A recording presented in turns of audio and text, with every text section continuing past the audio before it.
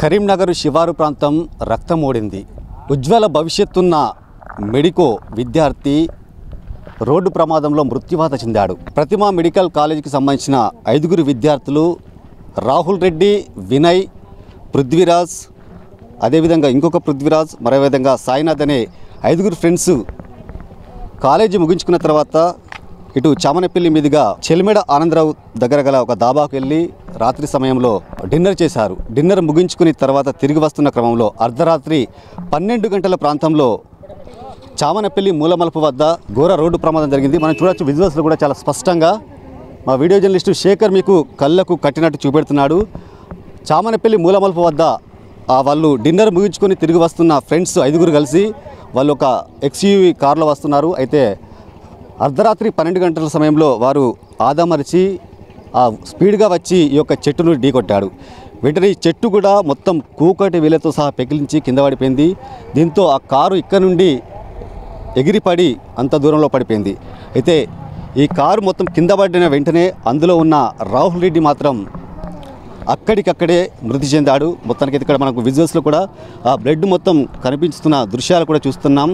ఇక్కడ చూడొచ్చు, అంటే ఆ రాహుల్ రెడ్డి ఆ కారు మొత్తం ఆ చెట్టును ఢీకొని బోల్తా పడడంతో అతని బ్రెయిన్ కూడా బయటపడ్డ సిచ్యువేషన్ మనకు కనబడుతుంది. చూడొచ్చు మన విజువల్స్లో చాలా అక్కడ బ్లడ్ రక్తపు మరకలు ఉన్నాయి.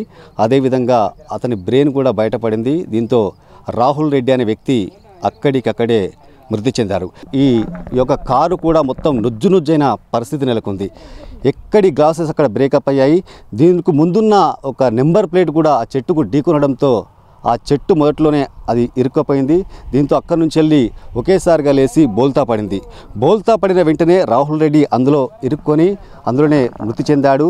అయితే వీరంతా చనిపోయిన వ్యక్తి కడప డిస్టిక్, అదేవిధంగా అతని ఫ్రెండ్ కూడా ఇంకో అతను కడప, ఇంకొకరిది సిద్దిపేట, హైదరాబాద్. వీళ్ళందరిది కూడా స్వస్థలాలు వేరే డిస్టిక్ ఉన్నాయి. వీళ్ళంతా కూడా ప్రతిమా మెడికల్ కాలేజీలో ఇటు పీజీ విద్యను అభ్యసిస్తున్నారు. ప్రొద్దున చూసేసరికి ఈ యొక్క కారు బోల్తా పడి ఉండడంతో మాత్రం ఇటు వెళ్ళే ఈ దారి గుండా వెళ్ళే ప్రయాణికులు మాత్రం ఒక్కసారిగా బెంబలెత్తిపోతున్నారు. అసలు ఏం జరిగిందనే విషయాన్ని కూడా వీళ్ళు మర్చిపోలేకపోతున్నారు. ఇక్కడ కొంతమంది స్థానికంగా ఉన్నారు. చెప్పండి బాబు, అసలు ఏం జరిగింది మీకు ఏమైనా తెలుసా? ఒకళ్ళు చనిపోయారు అన్నారు. రాత్రి వేసుకపోయారట 1-2 గంటల మధ్యలో. అంటే గతంలో కూడా ఇక్కడ ఏమైనా ప్రమాదాలు జరిగినాయి? 2-3 పడ్డాయి. అలా కంతకాలు చెట్టు ఎవడి చచ్చిపోయారు వీళ్ళు.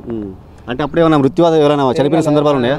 మా బాల్య వచ్చి చావలేగిన పడ్డారు 2-3 సార్లు. మన వారం కింద కారు తలిగింది చెట్టుకు. ఇది మూలమలుపు చాలా డేంజర్గా ఉంది. బాగా పడ్డాయి వాళ్ళు.